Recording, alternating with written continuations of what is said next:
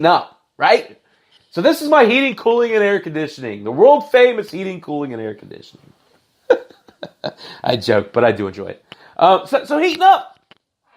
How about one Mr. Rugi Odor? Again, we talked about him earlier, but it bears repeating.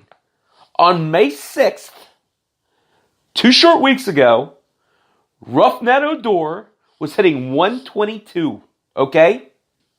9 hits on the year. 9. He had 1 homer, 10 runs, and 5 RBIs through his first 19 games, okay? Now again,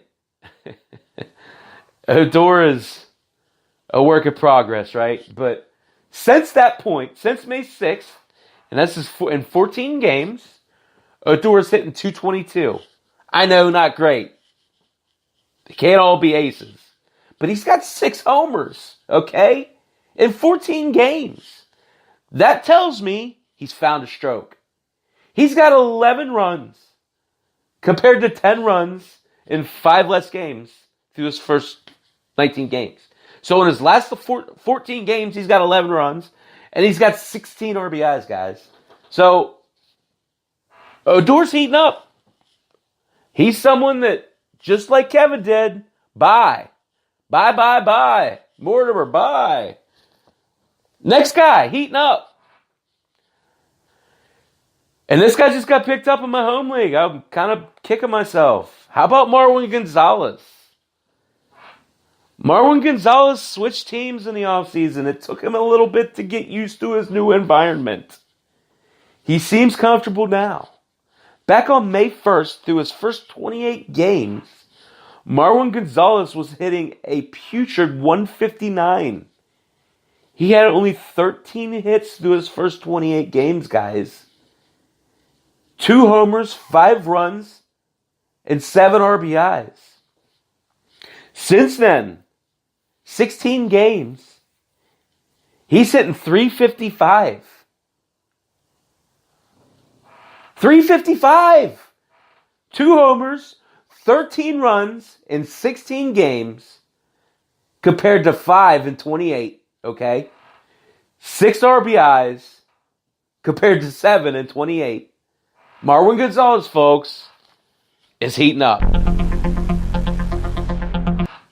Okay, the last guy, my homer. We all know who this is. The cool KB. KB is Chris Bryant, and this guy is starting to look like the MVP again, and that just makes me happy. May 1st, 27 games in the year, Mr. Bryant sitting 225. He had only 3 homers, 18 runs, and 14 RBIs. Since then, folks, he's hit 339 with 8 homers, 18 runs, and 19 RBIs in just 17 games. Okay? So, Chris Bryant currently is sitting at 272. I don't look for him to end there, folks. As long as he continues to hit second in that order, this is a guy who could score you 120 runs this year. He is capable of putting up elite run numbers as long as he stays at the beginning of that lineup. So, there's your heating up section. Now, how about some guys that, we got to go there, right? The cooling down. The guys that maybe he got a little excited about. Maybe you made a move for him. And then what happened? It happens to the best of us. You can't dwell, right?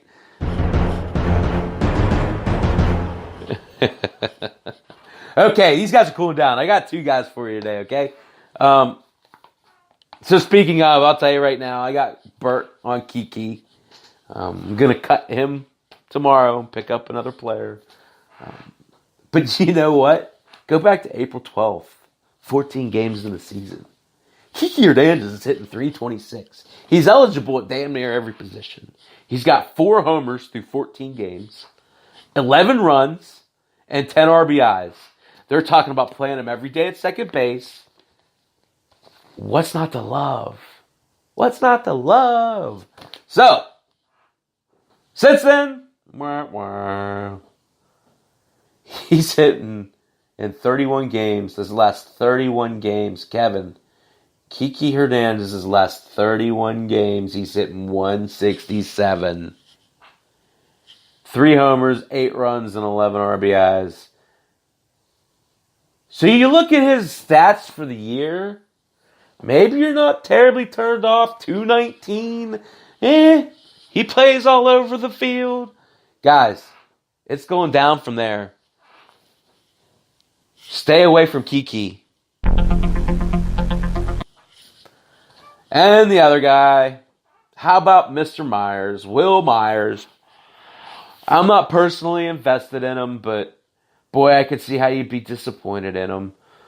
April 21st, Mr. Myers is hitting .303.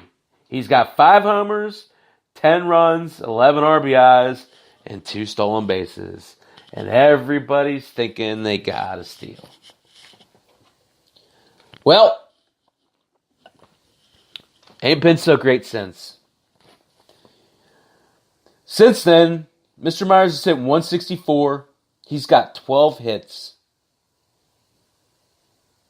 2 homers, 13 runs, 6 RBIs, and 2 stolen bases. Will Myers, on the year, again, you look at him, and again, this is a streaky hitter, so maybe he picks it up, but I'm not interested in Will Myers at 228. 7 homers is fine, 4 stolen bases is fine, but he's got to do more than that for me, okay? So, there's our cooling down. How about our air conditioning? Why air conditioning, you might ask? Because these guys got the power to keep you cool all summer.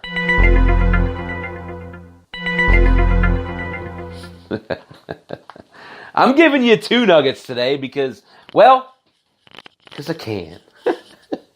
Both of these guys are having career years in a lot of different aspects, so I think it's important that we speak to them, okay? The first guy I'm going to talk about, I talked about my Texas love earlier. Joey Gallo, guys, is hitting .285. .285! Did this guy just learn to hit? What's going on here?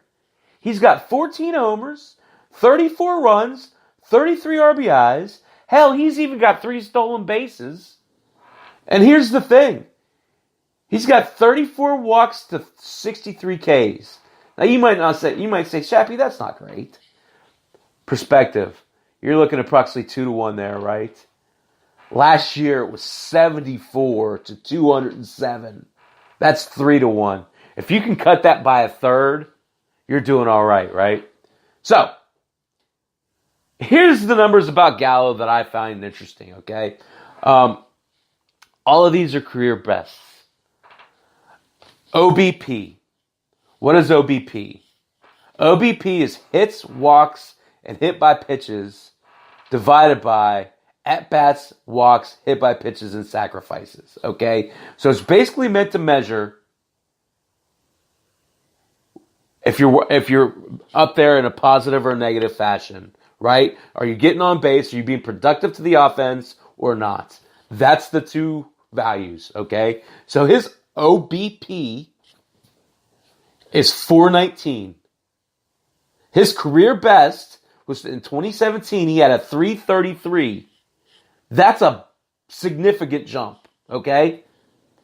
His slugging, which is quite simply, it's just total bases divided by at-bats. That's a really simple equation. His slugging is .660, and his career best is .537, again, back in 2017. So 100-plus points jump. And here's the most impressive one, I think. His OPS, which is those 2 numbers added together, the OBP and the slugging, his OPS is 1.079. His career best is .869 back in 17. Guys, by all accounts, Joey Gallo's having a career year.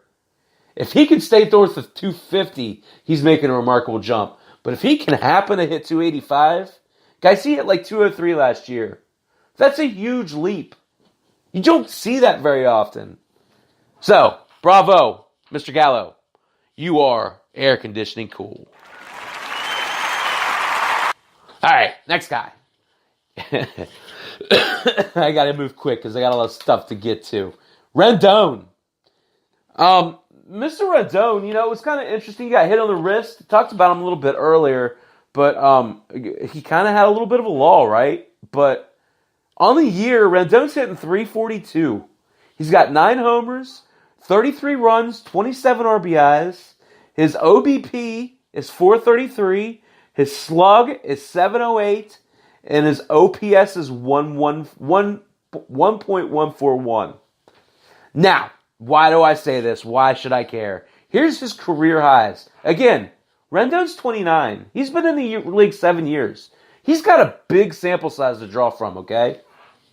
His career high batting average, again, this year's 342, is 308. That's last year. He hit 308. His career high home runs is 25. He's at 9. He will well eclipse that if he continues to stay healthy. 33 runs. His career high is 114. Way back in 2014, guys, his second year in the league. He's well on a pace to eclipse that. 27 RBIs. This is probably the one that's going to be closest. I say that because he has 141 at-bats, so I'm saying that's about a quarter of his at-bats. But his career best of 100 RBIs in 2017. OBP, I said he hit 433. His best OBP is 403 in 17. Slug, is 708. 533 is his best. And OPS, his career best OPS is 937. He's hitting 1.141. Guys, he's having a great year, okay? So, those guys are cool as the other side of the pillow. They are air conditioning. Okay. Hope you enjoyed that, guys. Now, let's talk about some waiver wires because, boy, it's a big old heaping discussion. There's coming from a lot of different angles, right? You're coming from all these prospects getting called up. You're coming from guys that get dropped because of those prospects getting called up. And then you got guys that are just plain outperforming what we thought they were going to do. I like to be unconventional. You guys know that. So I'm going to throw the first one at you like a dart. I'm telling you guys, go pick up Jalen Beeks. I know this sounds crazy. He's only 4% owned, right? But let me give you an argument. Jalen Beeks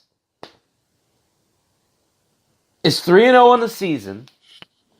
He has a 2.25 ERA. He's got to save, guys. 33 Ks and 32 innings pitched and 1.5 whip. Now, you might say, but Chappy's not a starter. He's better than a starter. He's going to get the decisions. He's the one who's going to be in the ball game when the game's on the line. Now, I'll give you another plus. Let me give you his last month's stats, okay? In his last month, he's 3-0. 0.51 ERA. 0.51 ERA.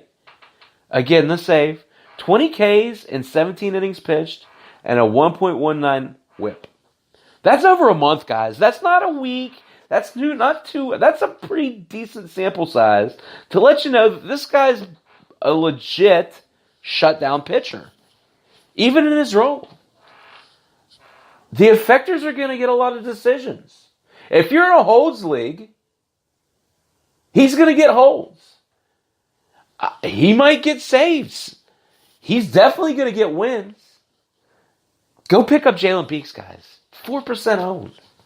Let's get that number up there. If you need a stopgap pitcher, don't go throw a balloon DRA at it. Go pick this guy up. Here's another guy. Number 2 on the waiver wire. Steve Cizek. Now, pretty drastic percentage difference in ownership. 49% owned. But that's still low. Because Cizek right now is the closer. on one of the hottest teams in baseball.